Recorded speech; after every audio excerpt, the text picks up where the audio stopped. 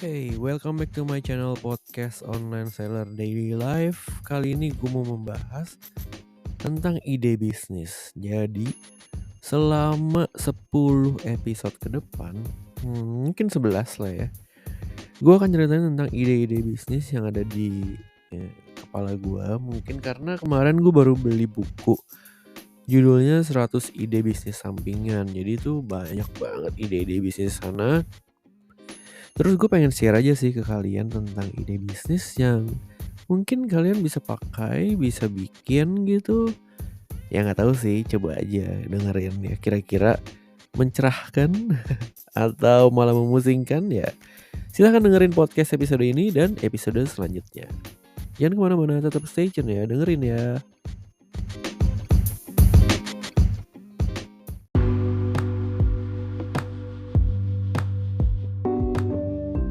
Oke, jadi yang pertama ini adalah ide tentang bisnis menggunakan wangi-wangian.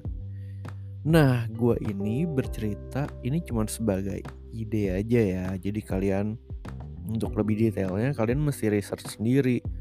Ya research pasar, research cara bikin, research branding, research apa lagi ya? Banyak lah. Jadi ini kan cuma ide. Jadi idenya tuh kalian bikin yang dengan wangi-wangian seperti misalnya lilin aromaterapi, terus juga essential oil, terus ada parfum, atau ada sekarang namanya reed diffuser. Reed diffuser itu jadi botolnya kaca, terus diisi larutan namanya solvent ya, terus dikasih aromaterapinya essential oil, terus udah gitu dikasih batang. Jadi tuh dia punya botol, tutupnya kan plastik, tutupnya dibolongin dikit, habis itu nanti ada batang kayak kayu gitu atau serabut apa, tancepin di sana, terus jadi kan airnya larutan itu kan naik ya ke atas, nanti jadi wangi. Nah wanginya itu nanti kesebar jadi ke udara. Itu namanya reed diffuser. Nah banyak banget ide-ide bisnis lain sih yang bisa dibikin menggunakan wewangian ya tadi kan. Tadi contohnya yang reed diffuser atau parfum atau aromaterapi.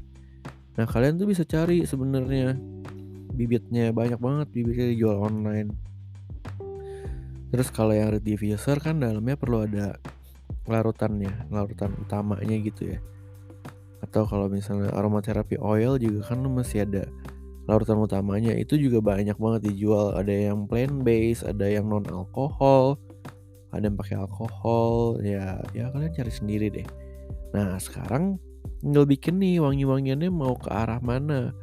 Dan menurut gue sih udah banyak juga ya kelas-kelas wangian gitu. Jadi buat kalian yang buta banget soal wangian ya bisa ikutan belajar aja di kelas wangian. Bisa banget loh kalian cari tahu gitu.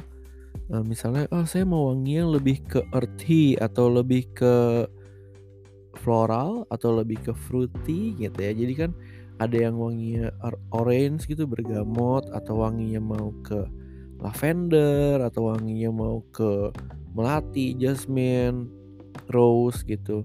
Atau malah lebih ke tanah, kayu gitu ya. Jadi itu beda macem-macem, masing-masing orang ya punya preferensi sendiri ya tentang wangian yang mereka suka. Makanya bisnis yang ada wangi-wangi ini menurut gue masih bisa berkembang ya. Dan kalian tuh bisa tambahin added value. Jadi nggak cuman jual produknya aja, tapi kalian bisa tambahin seperti packaging yang bagus, terus ada storytelling gitu. Jadi fotonya juga bagus, brandnya juga bagus ya, logonya apalagi ya, websitenya misalnya. Atau bahkan bisa juga jadi dibikin di website itu jadi kayak mini website yang bisa ada question and answer-nya. Maksudnya lebih ke arah survei ya. Jadi nanti kan kamu akan ngisi beberapa pertanyaan, mungkin sekitar 20, 30 gitu, supaya bisa cari tahu nih preferensi kamu seperti apa. Jadi, gue sukanya minum tehnya Earl Grey, atau gue sukanya minum jasmine tea. Terus gue sukanya ke gunung tapi gue nggak suka ke laut. gue sukanya ngelihat yang lebih hijau daripada main ke pasir. Nah kayak gitu kan bisa ketahuan nih preferensinya, oh, gue mau ke arah daun-daunan tapi wanginya wangi jeruk gitu. Jadi daun jeruk dong. Ya itu jadi kayak kayak lebih, apa ya, semacam survei singkat gitu di website dan bisa menentukan nanti, oh kamu cocoknya pakai perfume ini atau kamu cocoknya untuk diffusernya ini. Ada juga yang bentuknya namanya spray untuk bantal. Bayangin loh.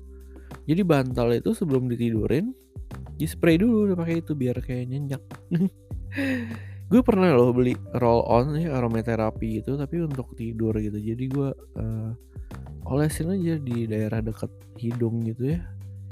Dan menurut gue sih itu cukup menenangkan ya.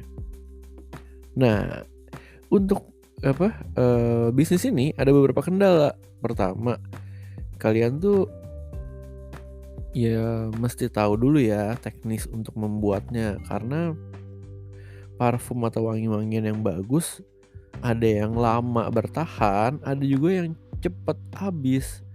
Jadi kemarin tuh kan gue sempat bikin nih pakai red diffuser nih. Entah gue yang salah ya, gue kayak naruh 3 batang gitu cepet banget habis. Seminggu tuh red diffuser gue udah habis. Nah ada juga yang nggak habis-habis, ada juga parfum yang nempel terus di badan juga ada. Tapi ada juga yang kayak sejam juga udah hilang wanginya. Nah itu kalian perlu belajar tuh gimana caranya supaya wanginya lebih lama, itu sih. Terus juga kemudian ada packaging, ada branding, ada logo, ada Instagram feed, itu juga perlu banget tuh diperhatiin. Terus kalau untuk barang-barang begini kan biasanya pakai botol kaca ya. Wah itu ribet banget tuh ngirimnya. Bisa pecah lah, bisa ya pecah sih paling. itu emang agak ribet sih, cuman ya bisa lah diatur lah buat kalian yang udah punya kegigihan pengen banget bisnis. Gue pengen banget bikin bisnis red diffuser, gue pengen banget bikin bisnis parfum, pasti ada jalan. Gue percaya sih kalau kalian pengen banget punya tekad yang kuat, pasti ada jalan kok. Oh ya kalian boleh loh DM gue di Instagram di @_hellomichael gitu ya. Kalian chat aja bilang mau ngobrol-ngobrol gitu misalnya tentang bisnis ini atau bisnis lain gitu. Boleh ngobrol aja santai di @_hellomichael. Itu aja sih yang pengen gue ceritain tentang bisnis parfum. Ada lagi. Yang terakhir, bisnis parfum ini harus punya sertifikasi BPOM ya. Karena ini termasuk obat. Katanya sih gitu, katanya. Gue sih masih belum cari tahu lebih detail ya. Temen ini katanya itu termasuk kosmetik. Nah gue nggak tahu gimana ceritanya kosmetik kan ini kan wangi-wangian deh, pengharum ruangan ya. Tapi katanya termasuk kosmetik ya, termasuk karena memancarkan zat yang bisa dihirup manusia gitu. Jadi kalian juga mesti perhatiin tuh kalau mau bikin sesuatu harus ada sertifikasi apa gitu. Jangan-jangan nanti kalau udah gede, udah rame banget, dikenal orang, tahu-tahu terpaksa harus tutup toko karena sertifikasi belum lengkap. Oke, itu aja yang mau gue sampaikan tentang ide bisnis pertama, yaitu tentang ide bisnis wewangian. Nah, buat kalian yang pengen dengerin ide-ide bisnis lainnya, jangan kemana-mana, tetap stay tune di podcast episode ini. Enggak deh, episode berikutnya. Sampai jumpa, bye-bye, thank you, have a nice day.